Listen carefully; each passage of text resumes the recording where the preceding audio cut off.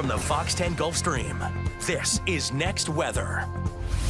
Well, hey there, folks. I'm meteorologist Matt Barrington. Well, it's been quite the run that we've had of strong to severe storms in the last week or so.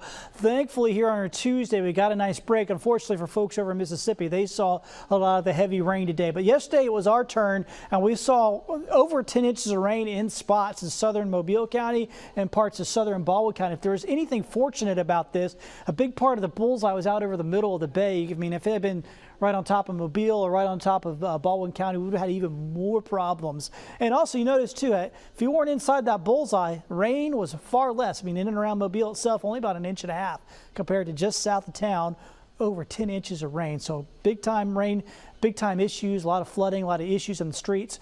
That is all done. Looking at our conditions out there for your Tuesday evening, much quieter, looking pretty good out there for us tonight. All the heavy stuff is well south and west of us, and we're not dealing with any of that. We're going to be pretty quiet here through the rest of the evening. Might see 1 or 2 little showers try to pop up, but for the most part, it should be quiet tonight. Tomorrow, there will be the possibility of some more strong storms, but we're only at level 1. That's an improvement. We've been level 2 most days. One day I think we're at level 3. So we've been going through it lately, but tomorrow just a level 1 out there and only for parts of our area. So let's look at the futurecast. What are we talking about? Well, should be pretty quiet overnight. Maybe 1 or 2 little sprinkles here and there. Tomorrow morning around 7 a.m. pretty quiet there.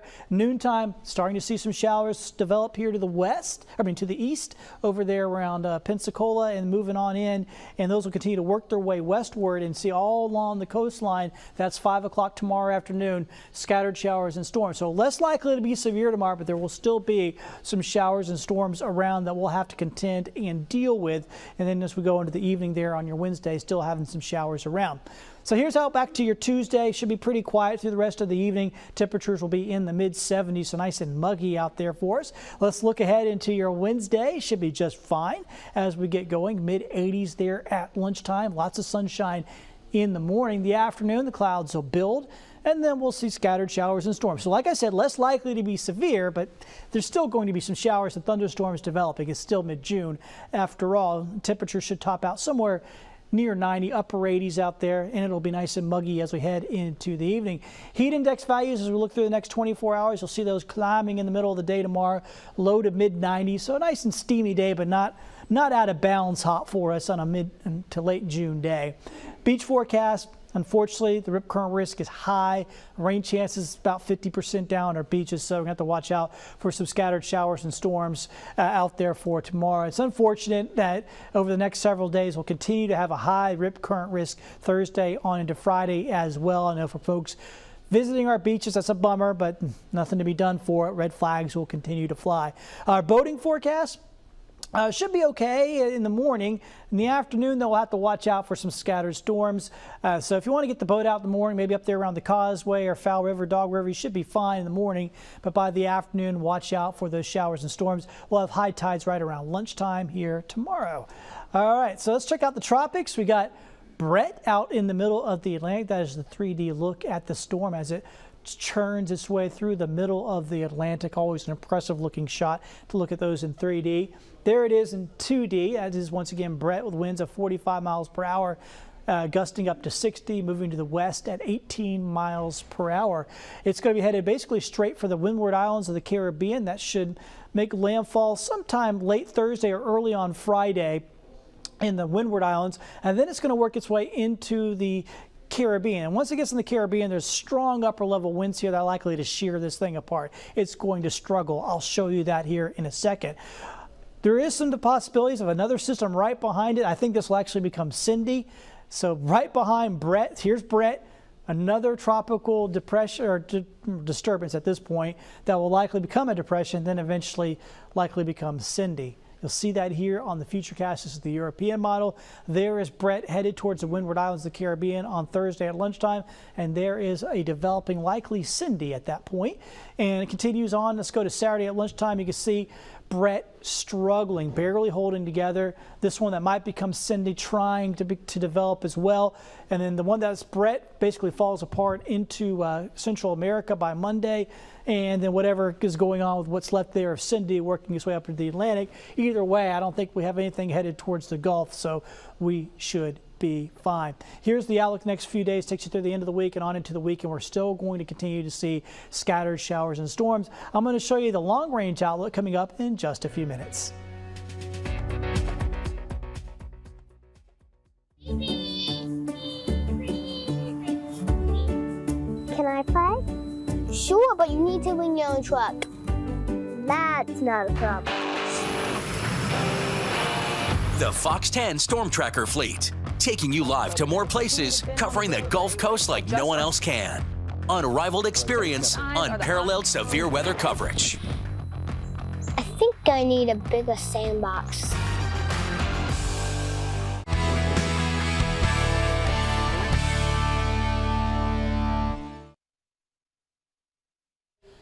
Well, once the rain finally slacks off, we'll be dealing with some hot summer days on the Gulf Coast. Meteorologist Michael White has a look at what you can do to stay safe during those hot days.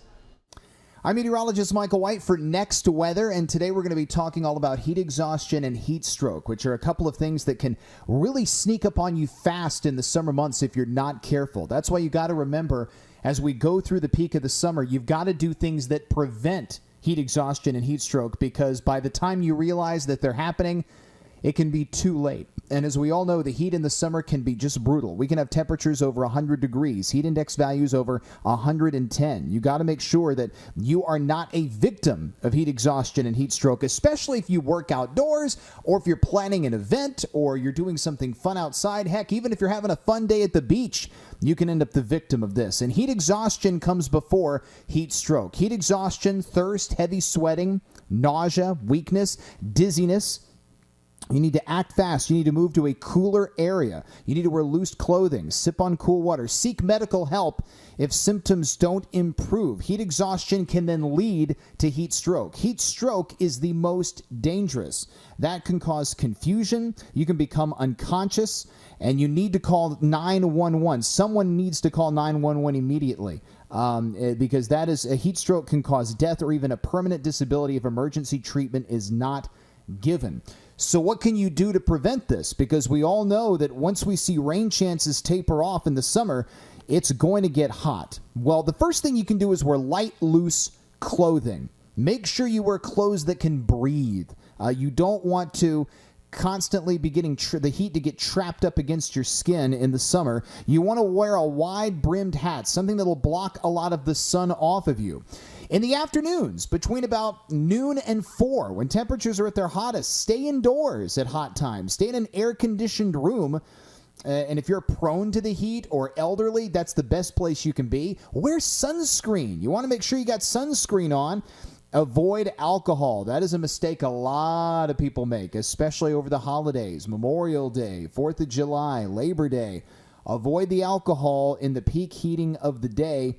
And most importantly, hydrate. That's right, as the water boy said, sounds like you just needed some high-quality H2O. Make sure you drink water. Water is the best thing for you whenever you are going to be out in the summer months. Staying hydrated is key to avoiding heat exhaustion and heat stroke, because those are very dangerous. And with so many holidays in the summer, so many vacations that are planned over the summer, you want to make sure you're not the victim of this, because it can sneak up on you very quickly. In fact, we even had an employee at FOX10 suffer heat exhaustion when we were filming a segment for Studio 10.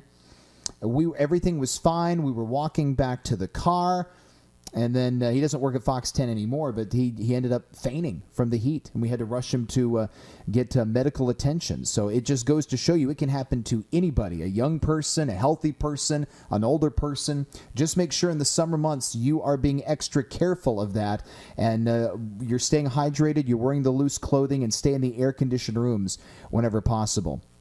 I appreciate you watching this video. I hope you're having a wonderful rest of your night. And for Next Weather, I'm meteorologist Michael White. Stay cool out there and enjoy your summer. I've been asked a lot lately about why we are in this pattern where we've seen the big, strong, severe thunderstorms day after day. They're very spring-like, but yet we're in the middle of June. Well, we've had a very persistent pattern in the upper levels of the atmosphere. The southern jet stream has been parked basically in the same spot for about a week, stretching from Oklahoma down through the Gulf Coast, and that's been providing a lot of lift and a lot of instability. And the storms will form along that and then work their way eastward here along that southern jet stream.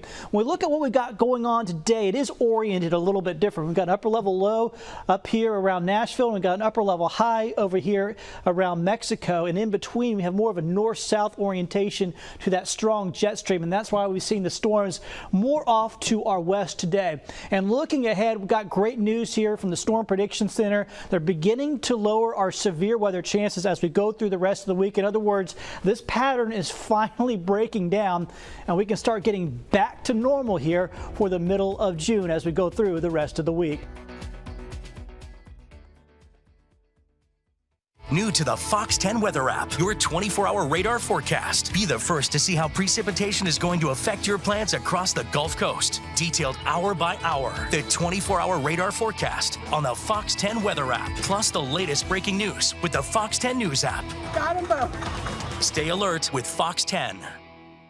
Prime time is Fox 10 time. The latest on the night's top stories are first on Fox 10 News at 9. Wrap up your day, informed and ready for the morning.